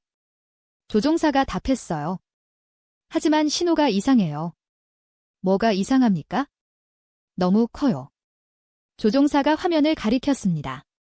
항공모함보다 큰 반향이에요. 저건 배가 아니야? 저는 화면을 뚫어지게 봤습니다. 소나 이미지에 거대한 윤곽이 나타나고 있었어요. 길이만 300m는 넘어 보였죠. 접근합니다. 조종사가 말했어요. 잠수정이 천천히 상승하기 시작했습니다. 수십 60m, 50m, 40m 점점 위로 올라갔어요. 창밖하기 시작했습니다. 햇빛이 물속으로 들어오고 있었거든요. 수심 30m쯤에서 그것이 보이기 시작했습니다. 처음엔 희미한 그림자였어요. 하지만 점점 선명해졌죠. 거대한 금속 구조물이었습니다. 세상에 잭이 중얼거렸습니다. 저건 배가 아니야? 대륙이야. 그 말이 맞았습니다. 이건 배의 규모가 아니었어요. 하나의 섬이었죠. 바다 위에 떠있는 도시였습니다. 잠수정이 더 가까이 다가갔습니다. 구조물의 밑부분이 보이기 시작했어요. 거대한 불력 탱크들이 줄지어 있었죠. 각각이 버스만큼 컸습니다. 그때 이상한 일이 벌어졌습니다. 장비가 하나 둘씩 꺼지기 시작한 거예요. 먼저 소나가 먹통이 됐습니다. 화면이 깜빡이더니 꺼졌어요. 그 다음 통신 장비가 나갔죠. 무전기에서 잡음만 들렸습니다. 무슨 일입니까? 제가 물었습니다. 모르겠습니다. 조종사가 당황했어요. 모든 전자 장비가 다운되고 있어요. 항법 시스템도 나갔습니다. GPS 신호가 사라졌어요. 나침반마저 이상하게 돌기 시작했죠. 자기장 교란이었습니다. 전자기파 방해야 잭이 말했습니다. 저 구조물이 뭔가 신호를 보내고 있어 잠수정이 통제를 잃기 시작했습니다. 방향을 잡을 수 없었어요. 조종사가 필사적으로 조종관을 움직였지만 소용없었죠. 부상합니다. 조종사가 외쳤어요. 선택의 여지가 없어요. 밸러스트 탱크가 공기를 분출하기 시작했습니다. 잠수정이 빠르게 올라가기 시작했어요. 통제되지 않는 상승이었죠. 위험했습니다. 수면에 부딪히면 충격이 클 거였어요. 모두 충격에 대비하십시오. 잭이 소리쳤습니다. 잠수정이 수면을 뚫고 나왔습니다. 햇빛이 쏟아져 들어왔어요. 우리는 물 위에 떠 있었죠. 그리고 그때 봤습니다. 눈앞에 거대한 구조물이 있었어요. 은빛으로 빛나는 거대한 요새였죠. 이지스 아일랜드였습니다. 수백 엠 떨어진 곳에서 우리를 내려다보고 있었어요. 잭이 조용히 말했어요. 준비하십시오. 저는 고개를 끄덕였습니다. 손을 무기에 올렸지만 쏠 생각은 없었어요. 우리가 이긴다면 이상한 일이었죠. 그때 하늘에서 소리가 들렸습니다. 윙윙거리는 소리였어요. 위를 올려다보니 드론 수십 대가 날아오고 있었죠. 우리를 향해 하강하고 있었습니다. 정렬 비행이었어요. 완벽한 대형을 유지하며 접근했죠. 각각의 드론이 정확히 5m 간격을 유지하고 있었습니다. 자동화 시스템이 분명했어요. 드론들이 우리 위를 선하기 시작했습니다. 위협적이진 않았어요. 오히려 호위하는 것처럼 보였죠. 그러더니 구조물에서 확성기 소리가 들렸습니다. 미국 팀 장비를 내려놓고 협조하십시오. 영어로 된 음성이었어요. 발음이 정확했죠? 구조 중입니다. 구조라니요? 제가 중얼거렸습니다. 우리가 침투한 건데 무슨 구조입니까? 선택의 여지가 없습니다. 잭이 말했어요. 무기를 내려놓았습니다. 우리는 잠수정 위에서 손을 들었어요. 항복의 자세였죠? 곧 고속정 두 척이 다가왔습니다. 한국 해군 깃발이 펄럭이고 있었어요. 배가 우리 옆에 멈췄죠. 무장한 병사 6명이 총을 겨우고 있었습니다. 하지만 발사하지는 않았어요. 승선하십시오. 한 장교가 말했습니다. 역시 영어였죠. 안전하게 모시겠습니다. 우리는 고속으로 옮겨 탔습니다. 병사들이 우리 무기를 회수했어요. 정중했지만 단호했죠. 고속정이 이지스 아일랜드를 향해 출발했습니다. 가까이 다가갈수록 구조물의 크기가 실감났어요. 정말 거대했습니다. 측면에 도킹베이가 보였어요. 문이 열려 있었고 안으로 들어갔죠. 내부는 밝게 조명이 켜져 있었습니다. 여러 척의 배들이 정박해 있었어요. 군용 고속 보급선. 심지어 잠수정도 보였죠. 완전한 항구였습니다. 하선하십시오. 장교가 말했습니다. 우리는 부두로 내렸어요. 금속 바닥이 단단했죠. 흔들림이 거의 없었습니다. 파도의 영향을 받지 않는 것 같았어요. 안정화 시스템이 있는 게 분명했죠. 이쪽으로 오십시오. 장교가 앞장섰습니다. 우리는 그을 따라 통로로 들어갔어요. 넓은 복도였죠. 양쪽으로 문들이 줄지어 있었고 천장은 3m는 돼 보였습니다. 벽면은 하얀색으로 칠해져 있었어요. 깨끗했죠. 병원 같은 느낌이었습니다. 사람들이 지나다녔습니다. 대부분 군복을 입고 있었지만 민간인 복장도 보였어요. 기술자들인 것 같았죠? 모두 바쁘게 움직이고 있었습니다. 엘리베이터를 탔습니다. 3층이라는 버튼을 눌렀어요. 올라가는 동안 아무도 말하지 않았죠. 긴장감이 흘렀습니다. 문이 열렸습니다. 더 넓은 공간이 나타났어요. 거대한 제어실이었죠. 스크린 수십 개가 벽면을 가득 채우고 있었습니다. 각각 다른 정보를 보여주고 있었어요. 레이더 화면, 날씨 정보, 드론 위치, 에너지 상태 모든 게 실시간으로 업데이트고 있었죠. 요원이 30명이 컴퓨터 앞에 앉아 일하고 있었습니다. 키보드 두드리는 소리가 들렸어요. 조용하지만 분주한 분위기였죠. 나사 관제실 같았습니다. 환영합니다. 뒤에서 목소리가 들렸습니다.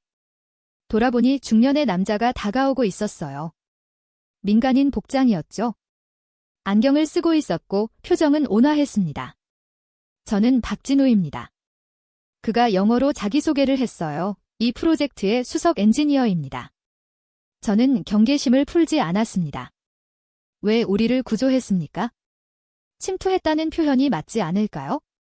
박진우가 미소 지었습니다. 하지만 위험했어요. 전자기 방해 구역에 들어왔으니까요. 그대로 두면 조난당할 뻔했죠. 그래서 끌어올린 겁니다. 저는 할 말이 없었습니다. 그의 말이 맞았거든요. 우리 장비가 전부 다운됐었어요. 구경시켜 드릴까요? 박진우가 물었습니다. 어차피 여기까지 오셨으니까요. 숨길 것도 없고요. 그는 제어실을 가로질러 걸어갔습니다. 우리도 따라갔어요. 중앙 스크린 앞에 멈췄죠. 이게 이지스 아일랜드의 두뇌입니다. 박진우가 설명하기 시작했어요. 모든 시스템을 여기서 통제하죠. 추진, 잠수, 방어, 공격 전부 자동화돼 있습니다. 자동화요? 제가 물었습니다. 그래요. 박진우가 고개를 끄덕였어요. AI가 대부분을 관리합니다.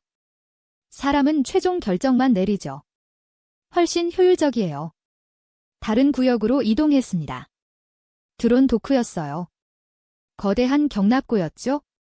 천장이 20m는 돼 보였습니다. 드론들이 정렬돼 있었어요. 수백 대였죠. 이건 자율 드론 부대입니다. 박진우가 말했습니다. 정찰, 공격, 수송 임무를 수행해요. 사람이 조종할 필요 없어요. AI가 알아서 하죠. 저는 드론들을 봤습니다. 각각 다른 형태였어요. 어떤 건 날렵했고 어떤 건 무거워 보였죠. 용도에 따라 설계된 게 분명했습니다. 다음은 발전 시설이었습니다. 또 다른 거대한 공간이었어요. 터빈 여러 개가 돌아가고 있었죠. 소리가 컸습니다. 해상융합 발전 모듈입니다. 박진우가 설명했어요. 파도 에너지, 풍력, 태양광을 모두 활용합니다. 완전 자급자족이죠. 원자력은 없습니까? 제가 물었습니다. 필요 없어요. 박진우가 답했습니다. 재생 에너지만으로 충분하거든요. 날씨 좋은 날엔 남는 전력을 배터리에 저장하죠. 무기 시스템도 봤습니다. 수직 발사대가 줄지어 있었어요. 각각 미사일이 장전돼 있었죠. 무인 방어 체계입니다. 박진우가 말했습니다. 적 미사일이나 항공기를 자동으로 요격해요. 사람 개입 없이 그건 위험하지 않습니까? 잭이 물었습니다. AI가 실수하면요. 실수 확률이 사람보다 낮아요. 박진우가 자신있게 답했죠. 수천 번의 시뮬레이션을 거쳤거든요. 마지막으로 생활구역을 봤습니다. 복도 양쪽으로 방들이 있었어요. 침실, 식당, 의무실. 심지어 체육관도 있었죠. 300명이 6개월간 생활할 수 있어요. 박진우가 설명했습니다. 식량, 물, 의료품 모두 비축돼 있죠. 완전히 독립된 도시예요. 투어가 끝나고 우리는 다시 제어실로 돌아왔습니다. 박진우가 우리를 봤어요. 이해하셨나요? 그가 물었습니다. 이게 뭔지 핵잠수함이 아니군요. 제가 말했습니다. 그래요. 박진우가 고개를 끄덕였습니다. 핵잠보다 큰 걸 만들었어요. 전쟁 후에도 살아남는 도시를 만든 겁니다. 그 말이 가슴에 와닿았습니다. 이건 무기가 아니었어요. 생존 플랫폼이었죠. 한국은 핵전쟁 후에도 국가가 존속할 수 있는 시스템을 만든 겁니다. 이제 어떻게 하시겠습니까? 박진우가 물었습니다. 보고하셔야죠. 네, 저는 솔직하게 답했습니다. 보고해야 합니다. 정확히 전해주세요. 박진우가 진지하게 말했어요. 이건 함대가 아니라 하나의 해상 국가라고요. 3시간 후 우리는 이지스 아일랜드를 떠났습니다. 한국 해군 고속이 우리를 부산 앞바다까지 데려다 줬어요. 거기서 미 해군 함정이 우리를 픽업했죠. 잠수정은 견인됐고 우리는 구축함에 올랐습니다. 함장이 직접 나와 맞이했어요. 어떠셨습니까? 그가 물었습니다. 믿기 어려운 걸 봤습니다. 제가 답했죠. 즉시 워싱턴으로 연락해야 합니다. 암호화 통신실로 안내됐습니다. 국방장관 보좌관에게 전화를 걸었어요. 화면에 그의 얼굴이 나타났죠. 마크 무사한가? 그가 물었습니다. 걱정했네. 무사합니다. 저는 답했어요. 하지만 작전은 실패했습니다. 들켰나? 들킨 게 아니라 구조당했습니다. 제가 설명했죠. 그들이 우리를 끌어올렸어요. 그리고 내부를 보여줬습니다. 보좌관의 표정이 굳어졌습니다. 보여줬다고? 네, 저는 고개를 끄덕였어요. 모든 걸 다 보여줬습니다. 숨길 게 없다는 듯이요. 뭘 봤나? 제가 심호흡을 했습니다. 핵잠수함이 아닙니다. 그보다 훨씬 큽니다. 해상 이동 도시예요. 완전 자급자족 시스템이고 300명이 6개월간 생활할 수 있습니다. 보좌관이 말없이 저를 봤습니다. 저는 계속 설명했어요. 자율 드론 수백 대 미사일 방어체계 재생에너지 발전시설 모든 게 갖춰져 있습니다. AI가 대부분을 관리하고요. 규모는요. 길이 350m, 폭 180입니다. 저는 답했죠. 리미트급 항모보다 큽니다. 하지만 이건 군함이 아니에요. 그럼 뭔가 생존 플랫폼입니다. 제가 말했습니다. 전쟁 후에도 국가가 존속할 수 있는 시스템이에요. 한국은 핵전쟁 시나리오를 대비한 겁니다. 보좌관이 한숨을 쉬었습니다. 이거 큰 일이군. 그가 중얼거렸어요. 백악관 브리핑 준비하게. 내일 오전이야. 알겠습니다. 통화를 끊고 저는 의자에 앉았습니다. 피곤했어요. 하지만 보고서를 써야 했죠. 노트북을 열고 타자를 치기 시작했습니다. 본 것들을 하나하나 기록했어요. 제어실, 드론 도크, 발전시설, 무기체계, 생활구역 모든 세부 사항을 빠짐없이 썼죠. 박진우의 말도 인용했습니다. 이건 함대가 아니라 하나의 해상국가라는 말, 그 말이 가장 정확한 표현이었거든요. 다음 날 워싱턴에 도착했습니다. 공항에서 바로 펜타곤으로 향했어요. 국방장관 집무실에서 긴급회의가 열렸죠. 장관, NSC 보좌관, CIA 국자, 그리고 해군 참모총장까지 모였습니다. 스펜서 준장 보고하게 장관이 말했습니다. 저는 일어나 프레젠테이션을 시작했어요. 스크린에 이지스 아일랜드 사진을 띄웠죠. 핵잠수함이 아닙니다. 저는 단호하게 말했습니다. 이건 이동식 해상 국가 플랫폼입니다. 사진이 바뀌며 내부 시설들이 나타났습니다. 완전 자급자족 시스템입니다. 저는 설명했어요. 에너지, 식량, 물, 무기 모든 게 내장돼 있습니다. 300명이 6개월간 독립적으로 생활 가능합니다. 방안이 조용했습니다. 모두가 화면을 뚫어지게 보고 있었어요. AI 자동화 시스템이 핵심입니다. 제가 계속 말했죠. 드론 부대는 자율 작전 수행하고 방어 시스템은 자동 요격합니다. 사람은 최종 결정만 내리면 됩니다. 얼마나 많은 사람이 필요하지? 해군 참모총장이 물었습니다. 최소 10명이면 운용 가능하다고 합니다. 제가 답했어요. 핵심 인원만 있으면 되거든요. AI가 나머지를 처리하니까요. 무기는요? 국방장관이 물었습니다. 수직 발사대 20기 대공 미사일 시스템 자율 드론 수백 대 저는 나열했죠. 그리고 전자기 방해 능력도 있습니다. 우리 잠수정이 그것 때문에 무력화됐거든요. CIA 국장이 미간을 찌푸렸습니다. 한국이 이걸 언제 만들었지 최소 7년은 걸렸을 겁니다. 제가 추정했어요. 설계부터 건조까지요. 비용은 수백억 달러 들었을 거고요. 왜 우리한테 알리지 않았나? 장관이 날카롭게 물었습니다. 아마 완성될 때까지 비밀로 하려던 것 같습니다. 제가 조심스럽게 답했어요. 개발 중에 공개하면 압박받을 테니까요. 이제 어떻게 대응해야 하지? NSC 보좌관이 물었습니다.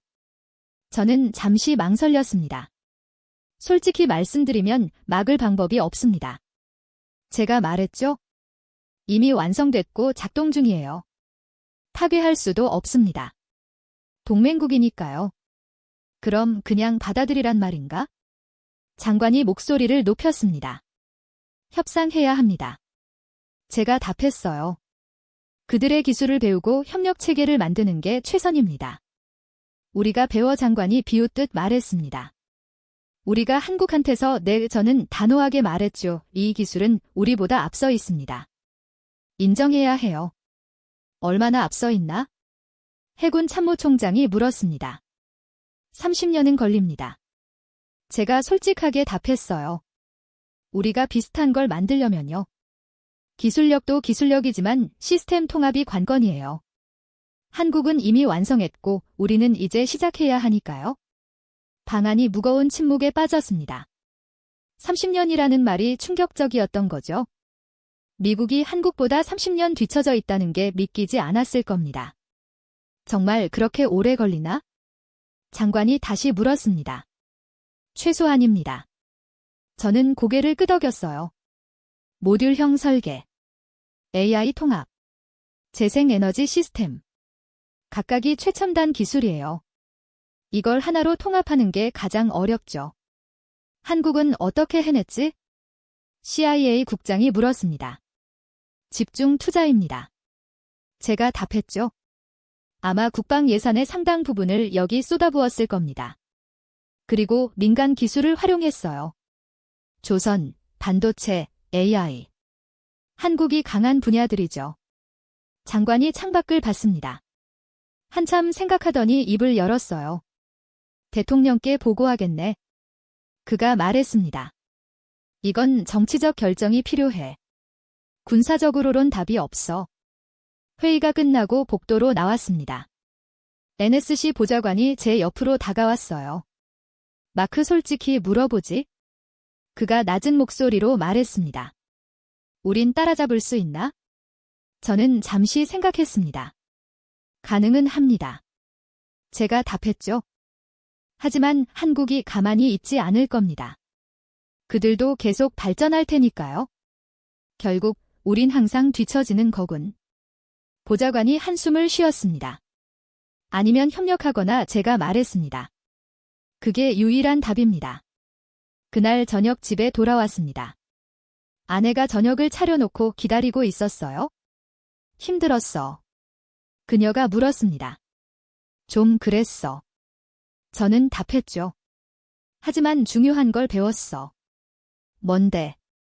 세상이 변하고 있다는 거 제가 말했습니다. 우리가 항상 앞서 있을 순 없어. 그날 밤 뉴스에서 속보가 나왔습니다. 이지스 아일랜드가 공식 기록됐다는 내용이었어요. 군남이 아닌 국가급 플랫폼으로 분류됐다고 했죠. 인류 기술 질서를 바꿀 존재라고 했습니다. 다음 날 아침 전 세계가 들끓었습니다. CNN, BBC, 알자지라가 톱뉴스로 이지스 아일랜드를 다뤘어요. 한국의 해상 요새 움직이는 국가 21세기의 기적 여러 이름으로 불렸죠. 저는 사무실에서 뉴스를 보고 있었습니다.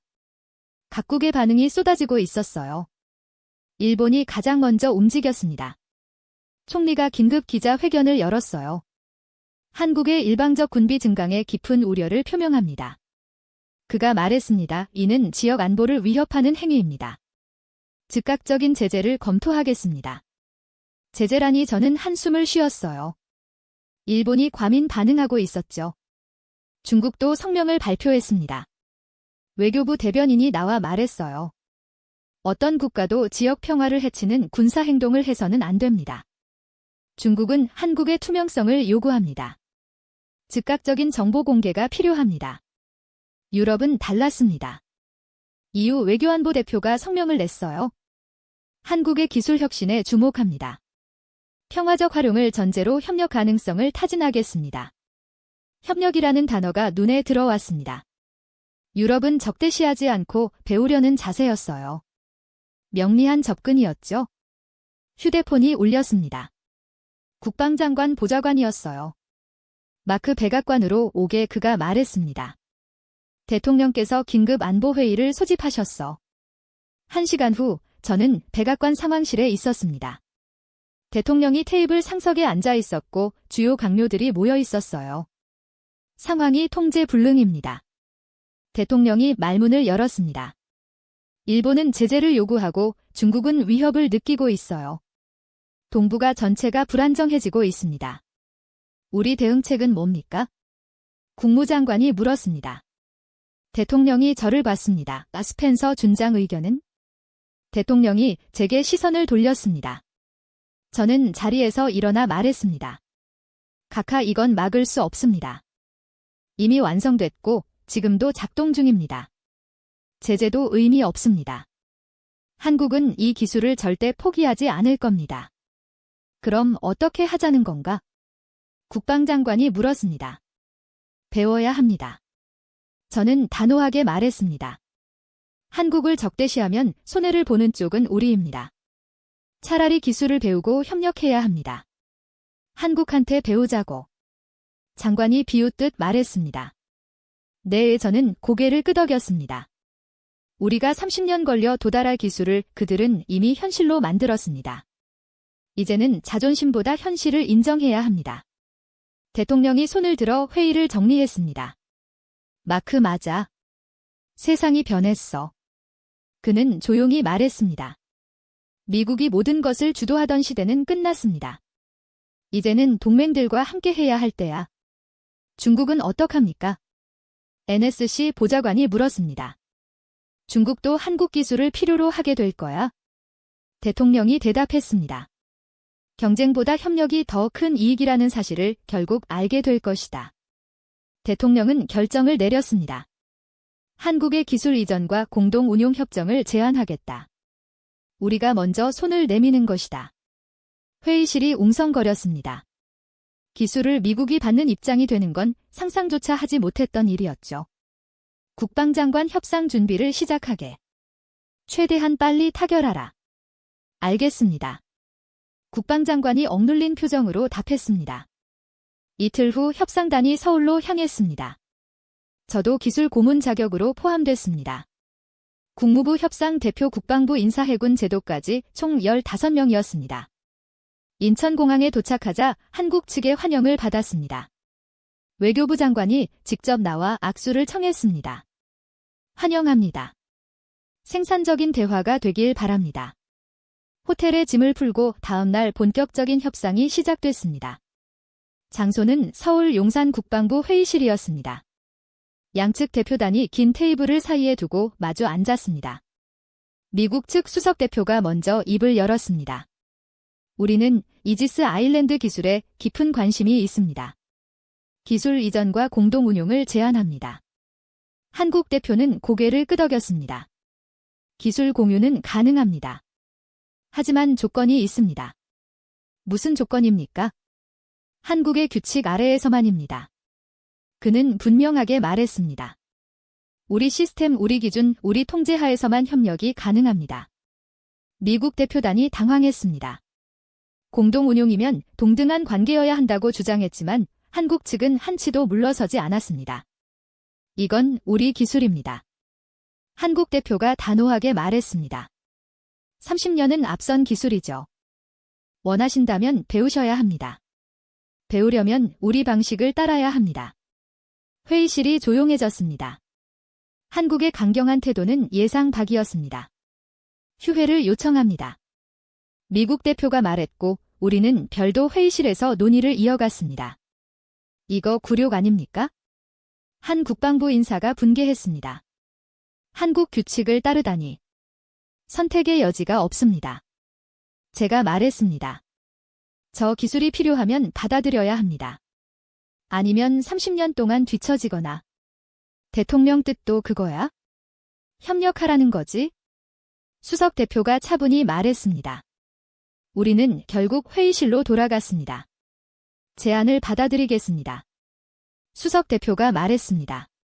한국의 규칙 아래에서 협력하겠습니다. 한국 대표가 미소 지었습니다. 현명한 결정입니다. 이제 세부 사항을 논의하죠. 협상은 일주일 동안 이어졌습니다. 기술 이전 범위 공동훈련 계획 정보 공유 체계 등 모든 요소를 세밀하게 조율했습니다. 한국은 충분히 관대했지만 원칙은 단단했습니다. 핵심 기술은 공유하지만 최종 통제권은 한국이 가진다는 조건이었습니다. 마지막 날 조인식이 열렸습니다. 양국 국방장관이 참석한 가운데 한미 이지스 아일랜드 기술협력협정이 공식 서명됐습니다. 미국이 동맹국의 기술을 배우기로 한 첫 사례였습니다. 역사적 순간이었죠. 리셉션에서 박진우 박사가 제게 다가왔습니다. 스펜서 준장 또 뵙네요. 축하드립니다. 제가 축하받을 일은 아닙니다. 우리는 진 거잖아요. 진 게 아닙니다. 박진우 박사가 고개를 저었습니다. 같이 가기로 한 겁니다. 경쟁보다 협력이 낫잖아요. 그 말이 마음에 오래 남았습니다. 워싱턴으로 돌아가는 비행기 안에서 생각했습니다. 지금 이 순간 세계의 패권이 조용히 이동하고 있다. 미국 중심의 시대가 끝나고 여러 중심이 공존하는 시대가 시작되고 있다. 그리고 한국은 그 중심들 중 하나가 되었다.